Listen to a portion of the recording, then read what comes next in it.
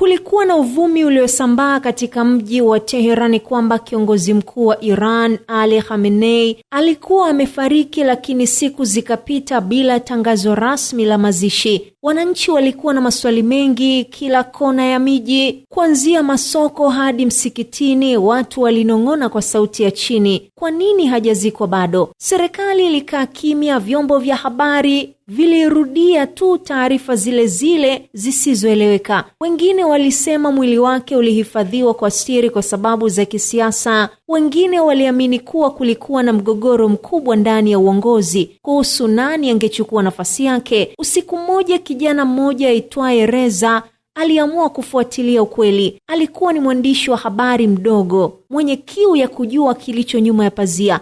Alipata fununu kuwa mwili huo ulikuwa umehifadhiwa katika jengo la siri nje kidogo ya Teheran. Reza alisafiri kimya kimya, akiepuka macho ya walinzi. Alipofika, aliona jengo lililozungukwa na askari waliokuwa na ulinzi mkali kuliko kawaida. Hapo ndipo alipoanza kuhisi kwamba kulikuwa na kitu kikubwa kilichofichwa. Kwa msaada wa rafiki yake aliyekuwa ndani ya mfumo, alifanikiwa kuingia. Ndani kulikuwa na kimya kizito. Aliongozwa hadi chumba kilichofungwa sana. Mlango ulipofunguliwa polepole, ndani kulikuwa na jeneza, lakini si kama alivyotarajia. Hakukuwa na maombolezo wala watu wa dini. Badala yake kulikuwa na kundi la watu waliovalia suti wakijadiliana kwa sauti za chini. Reza aliposikiliza kwa makini, aligundua jambo la kushangaza. Mwili haukuwa umezikwa kwa sababu ulikuwa unatumika kama ishara ya nguvu. Kila upande wa siasa ulikuwa ukitaka